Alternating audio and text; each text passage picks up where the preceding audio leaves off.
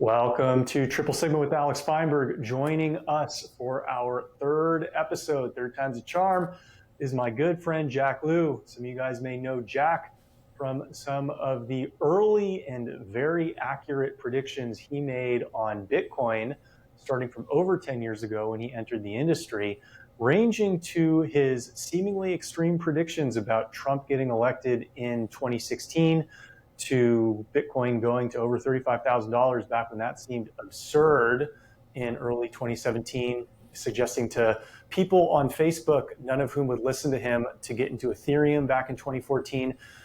Jack Liu, welcome. Hey, how's it going, Alex? I'm lucky to have known you for a long time, and you came on my past podcast before, so I'm glad to be on yours. Well, happy to have you on, Jack. So, for those of our listening audience who isn't familiar with you, or even those who are, you've obviously been very successful in your career seeing trends early. You and I met over 10 years ago when you were working at Barclays in Hong Kong. I was working at a hedge fund in the same city. And, we bonded over our appreciation for zero hedge and financial conspiracies and really divergent thinking that a lot of people on Wall Street shunned at the time. I think both of us have a very unique background that led us to see what we thought at the time was obvious, but was so incomprehensible to many people. For those who aren't familiar with your background, how did Jack Liu become Jack Liu? Yeah, I would say that I had a interesting background as a first generation immigrant from my parents. I ended up going to 12 schools in 5 countries. And the language I'm speaking, English, I actually only started learning after I turned 9 years old. So all this stuff about got to teach people early, to age 2, age 3, put them to preschool, daycare, I really didn't have that. But by being in so many different environments, my ability to adapt to a new environment, figure out what's going on, not get psyoped and stuff I was being trained on that without, knowing what the word psyop or deep state or any of this stuff meant. And, I think one thing consistent, between you and I, we both were just getting our career started in 2011, but you had been playing professional baseball up until 2009, maybe? Yeah. Yeah, so I played even college basketball until 2007. And so the one consistent thing for me in my life was no matter what school I went to, I can play soccer on the playground, I can play basketball on the team. So being in a competitive win-loss situation where there are no participation prizes, there's no good job, get a score, you just know if you won the game or not. So there was always a definition to what's winning and what's losing. Obviously you might have liked, who was your favorite baseball player? Probably I like Nomar Garciaparra a lot, I like Derek Jeter a lot. You look like him a bit, right? Yeah. So he was super competitive, right? Wasn't the biggest guy, Nomar, but super competitive. And obviously Jordan was competitive, Ginobili was competitive. So those are the people that I admire. It's not like I was a scientist or like my dad or something like that. So then basically got attracted to business because in business there's winning and losing. There's did you make money? Did you lose money? So I like the fact that being an entrepreneur potentially or doing business is something that you cannot be restricted by country. I knew growing up with the moves that I have made with our family, if you're a doctor, you can't practice medicine unless you get redesignated. If you're a scientist, you can make the greatest drug. It cannot be released for sale until it's gone through several rounds of clinical trials or something like that. So there was something in me that wanted to see kind of more of a real-time value generation, etc.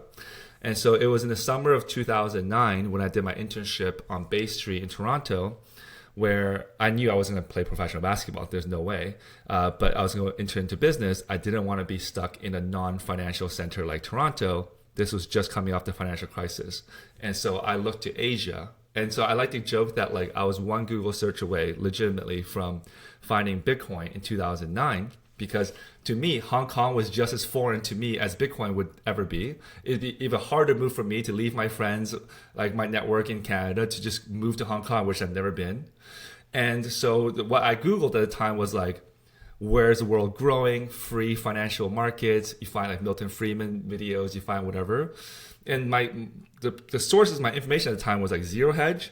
There was Financial Crisis, Peter Schiff, Ron Paul, Like they believed like the dollar's messed up, the financial crisis is over. We now need sound money. We need to go back to gold, right? And the other thing that people believed in was emerging markets, like Hong Kong's where it's thriving, China's thriving. That's where they don't yet have a financial crisis, 0% capital gains tax. But if you just search for digital gold or digital freedom instead of like just normal freedom in Hong Kong, then you would have found Bitcoin. And so I ended up, going to Barclays and experienced some great times there. But even there, I realized because I was a student of finance, I read all the books like Liar's Poker, blah, blah, blah, lessons of reminiscence of a stock market, whatever book, all that stuff. But even though the computers were faster, we have more monitors, nice chairs and nice office space, the actual way that Wall Street worked seemed to me the same as Liar's Poker 30 years later. But then when you're out of work, you're on your BlackBerry, you got your new iPhone, you're hailing a Uber. Uber is starting to come out, but there's like WhatsApp. So it's like, how come other people from the outside thinks we're in this like very fancy Wall Street career? Is nice in the nightlife in Hong Kong to wear a suit, go out partying. But like if you were self-aware, you'd be like, there's something very archaic about how Wall Street still works while the rest of our world was being improved by technology. So even at this point, I never heard of Bitcoin. I actually made a decision to quit my job along with a colleague at Barclays who's now also in crypto. And we moved to Silicon Valley to try and see what is going on in finance at the intersection of finance and technology, again, without really ever hearing about Bitcoin. So these were the instincts that drew me to it. And when I did discover Bitcoin in 2013, I actually didn't feel like I was early. This is why there was all these Facebook posts and all this other stuff. It's like, I wish I still had my nice paying Wall Street jobs that could stack more sats and whatever, but I had already discovered Bitcoin because I was going to be a Web 2 entrepreneur before there was a term called Web 2. And then I realized, the only thing missing from whether I got in Bitcoin at 300 or I could have gotten $1 was just if I was crazier. So at that point is where you got like the conviction, like instead of arguing people on Wall Street that you and I are already crazy because we're reading Zero Hedge, it's like I should have been reading something even crazier than Zero Hedge. Then I would have found like Bitcoin in the discussion forums. And that's why like whether in all my failures in my life is because I didn't actually take an even crazier position than I did. So that's like my learning lesson from all this, but that's what it reinforces. Like sometimes like you have something go right for you, it might be pure luck, but it reinforces the way you're thinking. And I just think I've been reinforced many times over through this risk-taking type stuff people call, but I think it's through I think once you accept that the world is always changing, you're actually taking way more risk not trying to look for the next thing and doing the same thing over and over. Yeah, that's very interesting. And I've thought of that too, where, looking back over the last decade of my life, the things that have worked out the worst are actually the low risk endeavors, and things that have worked out the best are actually the high risk endeavors. Yeah. I think about when the crypto market started rallying in 2017 and you and I reconvened in Hong Kong in early 2018, you told me, to quit my job at Google. Don't use your Google job. Google's paying me $200,000, at the time. Don't use your Google job to try to negotiate a better salary at your next crypto thing. Just quit. Just figure it out. And I was like, yeah, Jack's probably right. Like, I'll just quit and I'll figure it out. And on paper, that seems like a dumb thing to do. Like, why would you quit a stable job when you can network while you have a job? But can you actually network while you have a job? Probably not as effectively as you want. Yeah. And so ultimately, I ended up, getting a job offer, thanks to Jack, actually, at the exchange. Yeah, you came to OKCoin, Yeah, I was there for many years. Yeah. And because of that, I was fortunate enough to, invest a little bit into crypto, not at the $300 price point, but, around the $8,000 to $18,000 price point. And so still earlier than where we are today. We just crossed 100,000 for the fifth time or something today. Mm-hmm. And so, I think the common experience that we're having is our intuition is often correct. We're just hesitant to fully trust in it. But our intuition is also not perfect, right? You failed in some of your endeavors before. Your first company that you started in Silicon Valley failed. Yeah. And so do you think that failed because you didn't dive in hard enough, or did you just see an opportunity that wasn't there? So I think I'm a living example of the people saying like invest in second time entrepreneurs, don't invest in the first time entrepreneurs. Because like, Mm-hmm. you know, the first startup that makes you leave your high paying job at Barclays in Hong Kong to go do the startup, you have a lot of reputation. Like even though I wouldn't admit it at the time, but it's like I got to make this work because this is what people knew me as a crazy guy who left Barclays to do this. And I can't share this idea because this idea is very valuable to me. And if I share the idea, it might be stolen by somebody else. Okay. And then you end up not basically getting feedback, or potentially even the people you do share the idea with, when they say it's shit, you just like, no, I'm sure it's good. And then you end up basically investing more of your time and money, and then you eventually still fail, but it took you 2 years to fail instead of taking like a week to fail. Like, because you have this like scarcity mindset, right? Once you've kind of failed 10 times, 20 times, then it's like, please just tell me I'm going to fail. Please, like, if I can find out I'm going to fail, let's find out in 2 days. Like, you're not scared of failure anymore. And so I forgot your question already, but it's like that startup took like 1 or 2 years. And then even the people around me, once I discovered Bitcoin, I was like, let's pivot this thing to Bitcoin. And everyone's like, this is already crazy enough. If we went to Bitcoin, it would be too crazy. And so that's why I mentioned we had to close the startup down. I remember actually writing a letter. I didn't want to be the person who spent all the angel investors' money. It was just family and friends. And we had maybe like 40% of the money left, right? And I said, hey, our company didn't work out, but we found out about Bitcoin. So let me just return you your remaining investment in Bitcoin. You know what every single person replied in the email? No, thank you. They said, no, thank you. They wanted dollars back. But then 3 years later, they would contact me. Hey, surely you must have made a lot of money from Bitcoin. Can you now just get me those Bitcoins back? I'm like, no, I cannot get you the Bitcoins back. Yes. They're like, you were there. You knew more about Bitcoin than us. So we weren't able to correctly understand what you were saying with the email. So you should have kept the company going and just pivoted to a Bitcoin company instead of closing it and forcing it. There's all kinds of excuses. So it's that's what happened. Yeah. Wow. Okay. So you told people, well, you're going to take a 60% haircut, but you're going to get Bitcoin at $300, which is effectively offering them Bitcoin at $900, right? Correct. From their Correct. initial starting capital, right? At $800, something like that. And obviously, if they had listened to you, they would have only gotten 120x payout over a 11-year period of time. Yeah. It's okay. It's not like any of us really held on perfectly through this whole cycle, which is another learning lesson as well. Anyways, go on.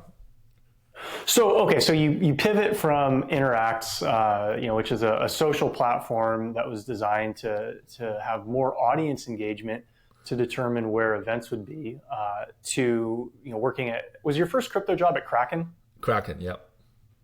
Okay, so and you stayed there for just a little bit. I think it was just a little 3 bit months. Chaotic. Yep. The company only had 30 people. It had no funding left, etc. Yeah, go ahead. Okay, so tell us about that, because I've noticed with a lot of people who've succeeded at startups, if you were to offer them equity or options for the startup that ultimately turned out to be a multi-billion-dollar startup early on, they would say, no way. This company is crashing. There is no residual value here. Yeah. It's a shit show. Why would I invest money that I've saved into options that are clearly going to expire worthless? So what was your experience at Kraken? Why did you leave? Who'd you meet? What'd you learn? Yeah, I got a chance to meet, obviously, Jesse. He hired me, brought me on as director of strategy. And this is another lesson. People think I have smart ideas. I gave the worst ideas to Kraken. Okay.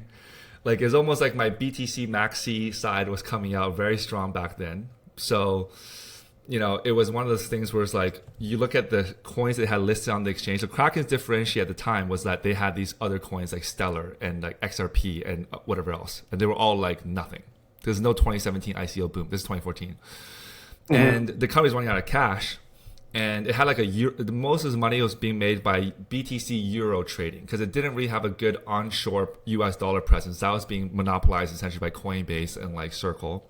Company didn't have a lot of cash. Wasn't like the favored startup like by Mark Andreessen, etc. And so my kind of, I don't know what, I remember what strategy to them was like, why don't you focus on being more of like building like Bitcoin suite of tools like developer platforms, merchant platforms, etc. When in the end they made all their money through like having access to a long tail set of coins, when eventually the company like stayed around for 3-4 years. But a lot of the guys at Kraken, there was essentially a Kraken mafia, because like either no one had crypto experience or they stayed in the first crypto company for like many years. But a lot of us got let go because the company needed to like survive against like giants like Coinbase. So then when I was let go, because I only there for like 3 months, I hadn't received payroll yet. So they're like, okay, do you want your what we owe you in payroll? And then we're sorry to let you go. We promise you some stock. Do you want some of that stock now in stock or cash? And then I actually would have absolutely taken the stock, but I really felt strongly that Bitcoin would outperform these companies. Like, you know, this joke, like if you had invested in the Series A of Coinbase, you really barely outperform Bitcoin. But then if you invest in any Series A of any other company, you underperform Bitcoin. So I took the exit in entirely Bitcoin. Oh, okay. Instead of stock. Which, I mean, that would have been like 10 Bitcoin at the time, right? Like 20 or something like that. Yeah, something decent. Yeah.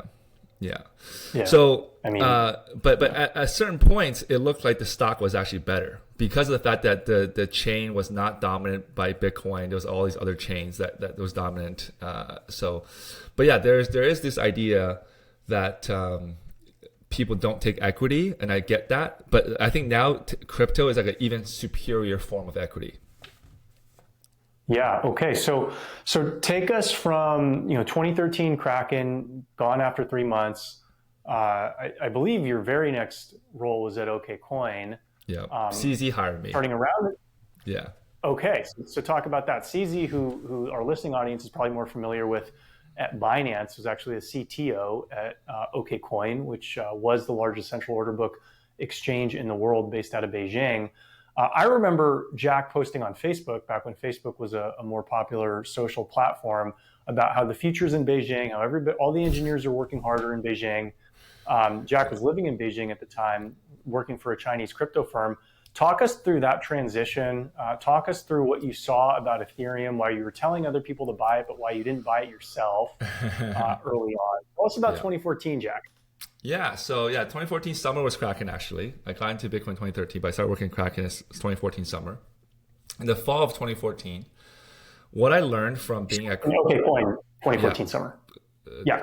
Summer of 2014 was at Kraken, and then 2014 fall I go to OKCoin. Yeah, so there was only a couple of weeks gap in the middle. So basically, this is what I'm thinking. Once I saw Kraken on the inside, I was like, okay, this company needs years and years to get something called a bit license that's not even out yet. To get regulated in America.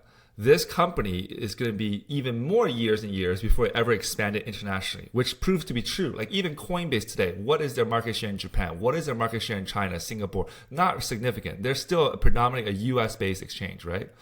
So my skill set is basically either helping Barclays do things in Asia, like helping a Kraken or a Coinbase do things in Asia, or helping an Asian firm do things abroad.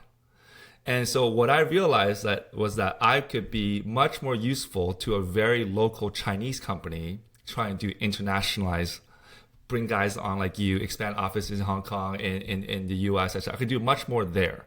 So that's why I immediately shifted in mindset in thinking like, oh, in the US, this crypto stuff is a regulatory game. Like who has more VC, more connections, who can get the licensing. In Asia, it's more of a product game. It's more like who can ship the best products, have the best features, etc. And one of my good friends, Dan Matuszewski, who now runs CMS, he was also at Kraken. So he ended up going to Circle because he's based out in Massachusetts. But I was like, where should I go? And then what's a good exchange in Asia? And so before I met CZ, he's like, I've been using OKCoin because he was a big Litecoin trader. And Litecoin was big in Asia because Asia had this like BTC is gold, Litecoin silver thing. So Litecoin wasn't really on the Western exchanges. To get liquidity, he was trading a lot on OKCoin.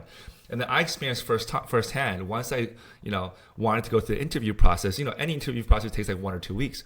During the 1 or 2 weeks, I refreshed this website like every day to see what OKCoin's like. And this website had changed literally every single day. Like it was improving like daily.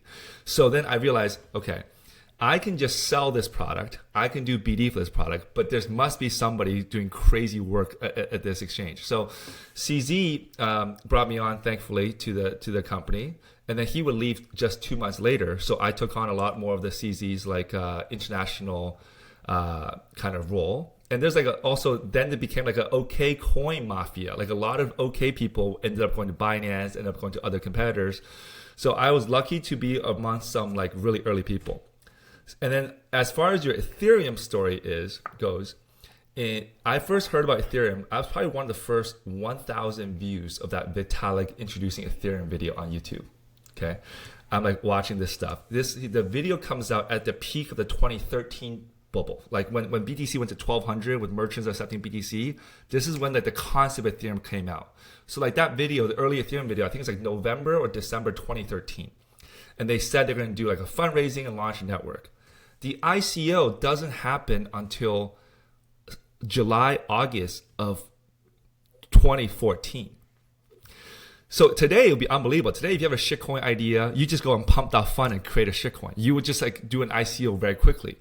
The fact that this chain was trying to build a competitor to Bitcoin, but it took them almost 1 year to get their ducks in order to just raise the money with an unknown time when the network would actually start. And it ended up Ethereum not launching as an actual product, as a blockchain, until like July of 2015, another year. Me in this very much believing Bitcoin is the future of everything, because at the time it's like everyone's going to accept Bitcoin as the money of the world. And I almost studied Bitcoin too much. I was like, I knew Bitcoin could scale. I knew Bitcoin could like do stuff. So Ethereum looked great as like, go get this. But I was fearful that by the time Ethereum came out, maybe Bitcoin's already at $5,000. Like, what is the opportunity cost of me investing in Ethereum? Meantime, Bitcoin might be taking off, right? Right. So that's why I held off on the ICO. Okay. Now, which is a mistake. But by the time I got to OK and I talked to these engineers, I got the chance to like talk to a lot of engineers. I'm not an engineer myself. This is where I got psyoped, right? Where it's like, they're like, Jack, Vitalik just hanging out in China, raising money from like dumb Chinese people in Shanghai, whatever. This is just like a scheme to pump something. Because basically there's actually a cultural rivalry between Beijing and Shanghai. Beijing is where people were mining Bitcoin, building exchanges, actually working. You know, the winters there are very cold, freezing. Mm-hmm. They're known for having like Huawei, like Bitmain, Didi. All the tech startups were in Beijing. All the finance, fashion, like the New York kind of hip kind of stuff is in Shanghai. So it was seen as like Shanghai just throwing up ICOs. It's not like a real thing, right? And some of the engineers that told me in China, is like my colleagues from college, they can make Ethereum in a weekend. This is nothing that's real. It reminds me of when I had a friend at Facebook when they acquired Instagram for $1 billion. They're like, this is a joke. We can just make Instagram ourselves in like a week. Why are we paying $1 billion to these guys to buy Instagram? Same idea. But so by then it was like, I had kind of leaned on the technical experts who are like, Ethereum doesn't work. This thing is very easily copied. And it is true. There's been many other versions of Ethereum come out like Cardano, blah, blah, blah. But I think if you look at it from a layman's perspective, they're like, I missed out on Bitcoin. What's next? How can I get in something early? Okay, this thing says it has smart contracts. They're not going to look into whether Bitcoin can also do smart contracts. They don't care. Like 10 years later, you have ordinals on BTC. They don't know about that. They don't know that someone else is about to make a copy of Ethereum 2 years later. So the market basically wants to go in something, and that's probably why Ethereum was a massive miss for me personally. Okay. Yeah. Now, okay, so 2014, you saw Ethereum, but you took it. You took strike three on it. Yep. But that didn't stop you from making aggressive predictions that almost nobody commented on Facebook through 2015, 2016. You know, flashing forward to 2016, I remember during the summer you were incredibly confident and vocal that Trump was going to win the election. And this was at a time where the media said there's no chance. It's going to be a blowout going towards Hillary. The Republicans should actually just run a different candidate. This is not only going to hurt he's not only going to lose, he's going to damage the Republican Party for decades. Meanwhile, he's been elected president 2, if not 3, out of the last 3 elections. Yeah. what made you so confident that Trump was going to win, and why did you feel so comfortable vocalizing this, despite, frankly, having a mixed record the previous couple of years about the jobs that you selected, the startups that you Yeah, because 2015, 2016, Bitcoin is actually down from the 2013 peak. Ethereum is still a dollar, so no one thinks you made a good call on Ethereum either. No one thinks I'm actually right, technically. I'm still stuck in Beijing making not that high a salary compared to my banking days. Other people in banking are year 5 of banking. So it's like, what are you doing out there in Beijing making, less than 100K a year and like talking about Donald Trump now? Like you're just gone crazy. Yes. At first talking about Donald 2016, you're getting your ass kicked on the scoreboard. I mean, because there's no 2017 ICO boom. Bitcoin's like $500-$600. Like I don't see the big deal. Right. Yeah. Right. So how did you stay confident in your ability to be contrarian? Did you ever feel a draw towards returning to banking, or just kind of capitulating and saying, you know what, I had my ideas about how the world worked. I gave it a shot for 2, 3, 4 years. I just haven't been right. There's probably something that my colleagues who I looked down on or didn't necessarily respect, there's probably something they saw that I didn't see. Was there ever that feeling of capitulation where you're like, you know what, I'm not as smart as I thought I was? No, I would have capitulated more closely now, being a little bit wiser. But at the time, I was very young and full of ambition. It's just like, okay, so the Trump thing for me, it was, you had already seen Obama leverage Facebook to win. Because remember, he beat Hillary first. Mm-hmm. Right? I think they were running for the Democratic nomination, right? Back then. Yeah. So why did he win? He was popular among young people on college campuses on Facebook, right? And she was still in the traditional media game. Mm-hmm. Now you got Trump coming in on Twitter. He's already got The Apprentice going on. And he's saying very sensational things. So it didn't matter because what I could see, what I first said he was interesting once he came out and said Mexicans are rapists and racist coming down the elevator. But I really was all in on Trump winning when he actually visited Mexico and met with the president and looked presidential. Because it means that what he was actually doing is he's getting his base first with the most right-wing, most crazy people. Once he grabbed those people, because Hillary's not going to go reach all the way over there to get those people, he then starts acting more normal. As he won the presidential side and he became more centrist, he would then grab the people in the middle. Whereas Hillary was speaking to the majority of the country as center as possible, but wasn't getting people as excited about her campaign, and she was not leveraging social media or anything like that. So to me, I felt like we were going into a crypto economy, an attention economy, and so Trump had the game plan. I think that was just he was, because I don't have a vote, I'm not American, right? But why am I following politics all the way from Beijing? I don't have to do anything. So you could see the early signs, just like this time around, he went on podcasts and whatever. He reached a different kind of audience. It's just the death of mainstream media I could see, and she was still running a very traditional campaign. This is what I thought was the killer blow for her. So you were right about Trump in 2016. You thought Trump was going to get elected in 2020. Turned out to not be right. You also thought Trump was going to get elected right now in the recent election. This is a very different election from the 2016 election. Like you said about not betting on first-time entrepreneurs, bet on second-time entrepreneurs. This is Trump's second time that he has a chance to become president. So what should we expect differently out of his second term? What does that mean from an investment standpoint? What are angles that most people are missing that you are very confident are going to happen over the next 4 years and beyond? Yeah, I think there's no saving America. But it doesn't mean Trump will disappoint. What this campaign really is, if 2016 is about make America great again, 2024 is make Americans who have crypto great again. Okay?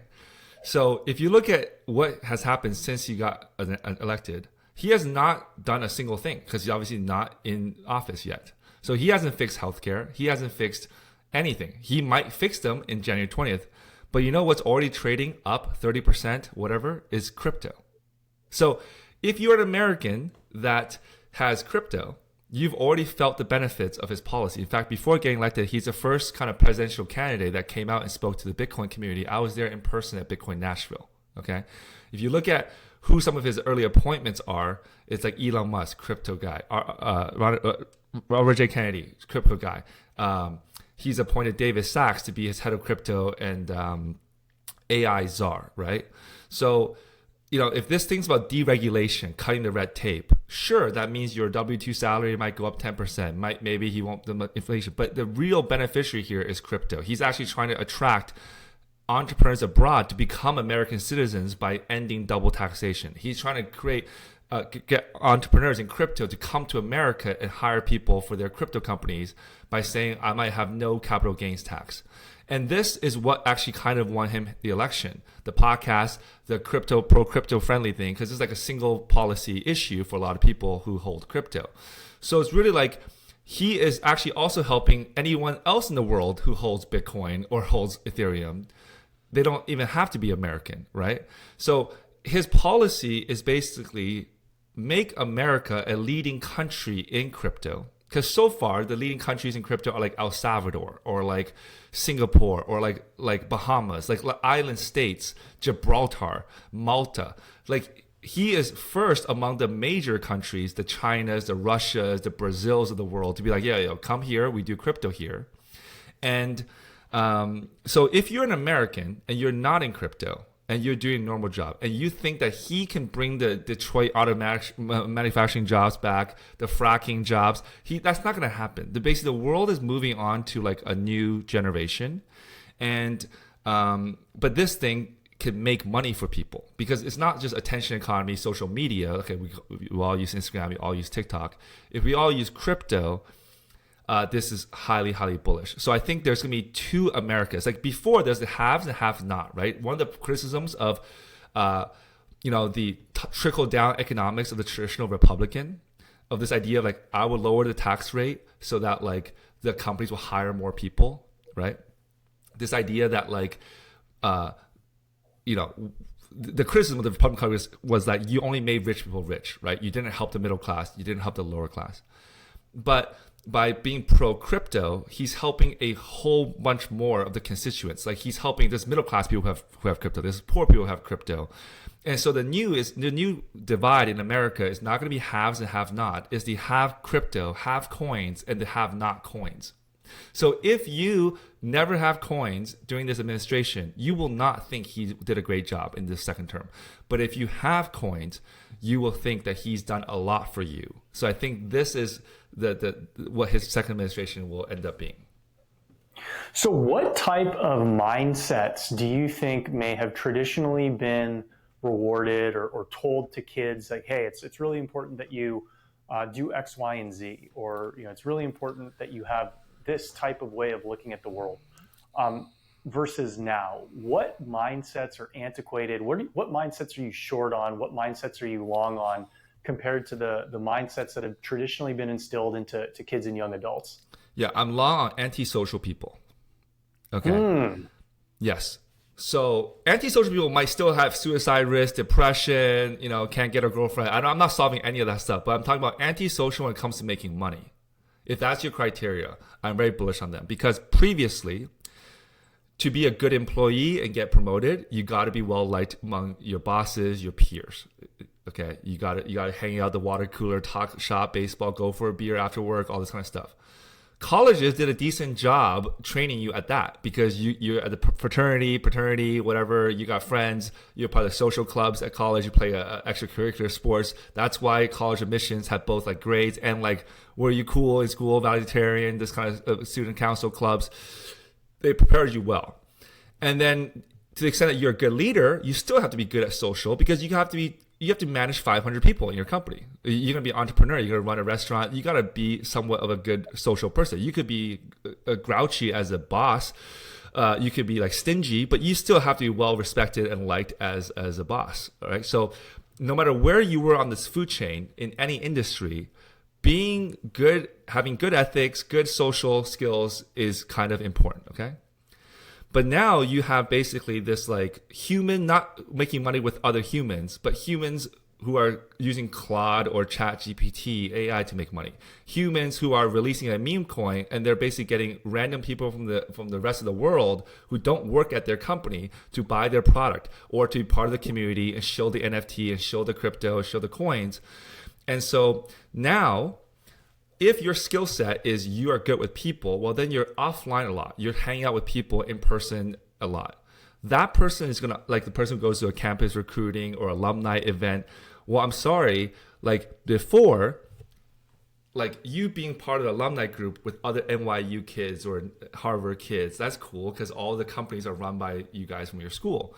But now there's no thing that says a shitcoin, a meme coin, an NFT or AI app has to be made by your friends at Dartmouth or something. Like there's no such connection. So then the antisocial person is the person who's spending more time on their computer. Previously, parents just complained about that, like, oh, my kid's playing video games, not doing his homework.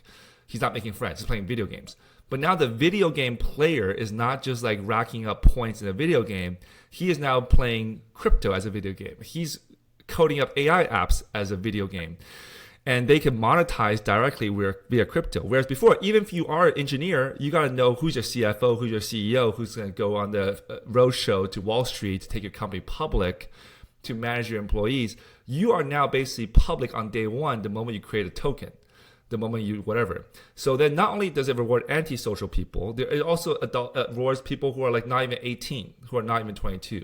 So before, the reason why you feel you're still so young just coming out of college is because everyone else that's ahead of you in society is 35, is 45, is 55. So you're like, I can go partying on the weekends. I can do whatever. Doesn't matter. 20s is the time that you enjoy. And then you 30s take your career more seriously, right? Because you have a more interesting story. Now that I hear friends who are like 22, 25, they feel more anxious than ever because they're the last batch of people where they still graduated college. They weren't willing to skip, high school, college back in 2019, 2020, pre-COVID. They just graduated in 2022, 2023. Now the world's changed, but they can't go back. So their competitor is not someone with 10 years more job experience with 35. Their competitor is the 15-year-old who can now see more clearly, I don't need to go to college in 3 years. I need to be on AI right now. So you're competing with a 15-year-old, and now you're not willing to leave behind your network, your friend circle that you just built up at college. That's the person who feels behind, who did get their job, who's making 80K a year, 100K a year, 150K a year, but they're seeing the next generation tap into AI and crypto. And so the earning years, it's starting at age 10. The earning years are not starting at age 35 and 45.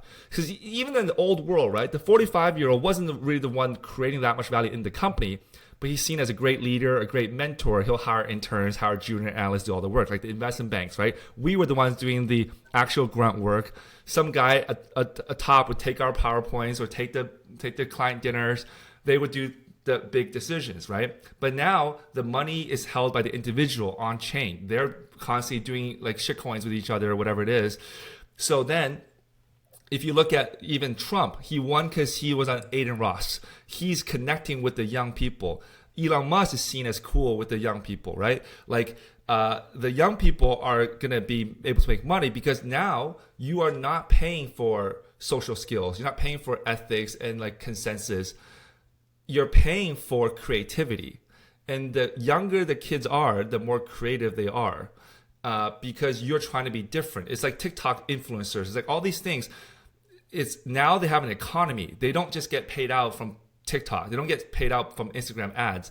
They get paid out potentially peer-to-peer on-chain, like a much greater sum. So like that's why I think that friends in business, friends in real life just become actual friends. I like to say the most contrarian thing I say is like when you go to Disneyland, you're not trying to do work, right? You're just you're going to play on the rides. You're going to buy the stuffed animals. You're going to buy the hot dog. You're there to purely spend money. And when you're outside of Disneyland, you go to work, right? In some ways, you can treat the entire real world economy as Disneyland. So when I go to New York is Disneyland for me. If I cannot afford Disneyland, then I don't go to New York. But if I go to New York, I'm there to check out the restaurants. I'm there to check out like Central Park, having fun. I'm not in New York to make money. Whereas before, people go to New York because they got business meetings, they got things to do. So now the economy is happening on the on-chain crypto layer, and the real world is actually where you just spend money, which is a big difference in how crypto was pitched 10 years ago. 10 years ago, crypto has no economy. It's just like a tool. It's like a form of money, a form of payment. So the entire adoption plan by Bitcoiners was how do we get Amazon to accept Bitcoin? How do we get a local coffee shop to accept Bitcoin? They're still trying to move crypto into the real economy. But now crypto just exists in its own economy with the NFTs, shitcoins, pump.fun, it's like exchanges, whatever. And it's actually, the real economy is actually grabbing crypto and making it accessible via MicroStrategy, ETFs, and whatever. Because no one wants to invest in regular companies that has employees that is like raising money not to put assets on the balance sheet, but to like go expend it on liabilities like payroll and things like that. Because like there's a big difference now. Like if the alpha is to make your money on chain. Like you've always heard of Chinese immigrants, right? Their families are living in China, making money. They send money out west to San Fran or New York or Vancouver, where the kids are going to nice schools in America, whatever, right? But they're making the money in China. Sometimes their families live abroad, right? But they want to give their kids a better future, but they don't know how to make money in Canada, so they work in China. Well, the new version of that is I work on chain. I work in the digital sphere, but then I can physically still be with my family. It doesn't matter where I am. I could be in Bahamas, I could be in Canada, I could be anywhere, because we're tapping into an on-chain economy. So it's less that like China is going to flip the GDP of America, which is what people talked about 15 years ago. Is actually that the crypto economy will flip all the economies that are not on chain. That is actually what is happening. So basically all activity is effectively moving to the cloud. And as all activity moves to the cloud, clouds are, they don't respect national boundaries. And so as activity moves to the cloud, people make money from the cloud, people spend more of their useful economic productivity interacting in the cloud. And then you come down to reality to actually like eat food and buy stuff and hang out with people. And so we're basically flipping virtual and real. And that's very interesting. And I could totally buy that. Jack, you are always 10 years ahead of the curve. What you say seems crazy to most people now. In 5 years, it seems okay. In 10 years, it seems obvious. For those of our listening audience who wants to hear more from you and follow your current projects, where can they learn more? How can they invest in what you're doing? I tend to like to give people some concepts of what's happening. So you can follow my Twitter at LiuJackC, LiuJackC. That's my Twitter handle. We'll talk about these concepts. I'll retweet other people's concepts. I'm always learning every day. But that's where you find me. Awesome. And then if they want to throw a little bit of chips in the center to try to align themselves with Jack Liu, what do they buy? Do they just buy Bitcoin? What do they buy? Yeah, I think you can buy. But for those who are interested in throwing a couple bucks behind Jack, I think you can buy any of these cryptos, but really it's about don't earn a wage to then buy crypto. You should try and find a way to earn your money inside the crypto ecosystem is what I would say. And then I think like be very careful of people who need your money for funding. So think about it. If you buy Bitcoin, I had this conversation with some people 10 years ago. I said, don't go to college, buy Bitcoin.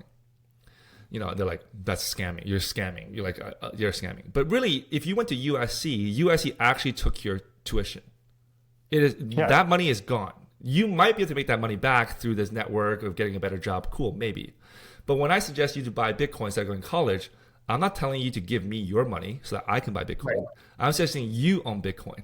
So you at least at the moment you bought Bitcoin has something of value. You don't know what your degree is of value. The craziest part is when you spend money, but then if you flunk out of school, you still won't get a job. You still have to interview for jobs. So like never spend money like hiring people or investing in a business or things like that, because Bitcoin is the first time that something is both liquid and going up. Previously, the most liquid thing you can have is cash. Cash is being inflated away. So you're told to invest. So you go, if you invest in public companies, that's liquid, but you're not getting in early. So you want to invest in private companies because those have like the multiples. But those private shares, they might not go IPO for 10 years. You want to go into a real estate construction project that's not getting built for 5 years. So you're sacrificing liquidity for better returns. The thing about Bitcoin that really turned the tables on the head is the best performing assets of the last 10 years, whether it's BTC, Ethereum, Solana, they were both best performing and they were liquid this entire time. Yeah. So if you knew that you can stay liquid and get returns, then you will not sacrifice your cash that's liquid for hiring guys, building things, going to conferences, renting office space to then eventually be liquid again by selling your company. So a lot of people, they see this like Y Combinator story, like, oh, I got into YC and then I'm on Founders, I'm living 10 years on ramen because it's worth it, because eventually my company's worth a lot. This entire ride is very bumpy and you're not liquid. You sacrifice liquidity and time for illiquidity in the hope that you one day be liquid again. But in the future, people will look at liquidity as like very, very important this entire time. And if you're telling me my money's gonna become illiquid, I would immediately think you're a scammer. Like you require too much capital to do what it is you want to do, right? If you show me a shitcoin, I'll buy it. I might lose all my money, but at least my money went towards me acquiring the shitcoin. Like I have the shitcoin now, it might go down. But if I give you money, you're gonna spend the money to then build your business. I just feel like you are a less productive entrepreneur that I'm investing in, because someone else could just be much more liquid, like right off the bat. So and then all these things that people buy, like land, like houses, like cars, these are very illiquid things. So I think people will take those purchases as just goods. You want to have a house in Florida, please buy it. It's gonna underperform Bitcoin for sure. But life is about more than just stacking Bitcoin. You want to have a nice house, cool, go for it. But all assets have like two values, right? A utility value, like the car is nice to drive, and like an asset value, like a bottle of wine, it's nice to drink, but it's also investment in the old days, because having a piece of art, it might appreciate. Having a bottle of wine, it might appreciate. But I think the air gets sucked out of the speculative side of all of these assets. They might still all go up because the dollar is being hyperinflated, sure. But like the best hack is like, instead of buying 10 bottles of wine and you want to like store 9 of them and then drink it in 7 years when it appreciates or something, let someone else store the wine for you. You just drink the wine whenever you want to drink it. Like if you want to buy a 30-year-old wine, don't store it yourself for 30 years. Go buy it, someone else stored it for you for 30 years while you were holding crypto or Bitcoin for 30 years. So to become a consumer of all these goods and stop looking at these other goods as investments, because why would I invest in something like a bottle of wine when it's going to be way more illiquid and it's not going to appreciate as much? So that's what people are coming around to. And that's why these company balance sheets are being stuffed with Bitcoin. That's why the U.S. Treasury or U.S. government is forming a strategic reserve. Is that before I had cash to spend, and then I had gold or bonds or stock that I like as my investments, right? And people's big fear is like, well, if we all use Bitcoin, then no one's going to spend it because Bitcoin is going to be like always deflationary. You're right. No one's going to spend it. But look, what if we had $1 quadrillion in Bitcoin, and then every year only spends like $1 trillion or $10 trillion? You're right. In total, most of the Bitcoin is not being spent, but the actual sliver that is being spent is actually more than the US dollars right now. So that's the idea, is that Bitcoin is actually not here to replace gold or cash. Bitcoin is here to replace all this other stuff that you hold your value in.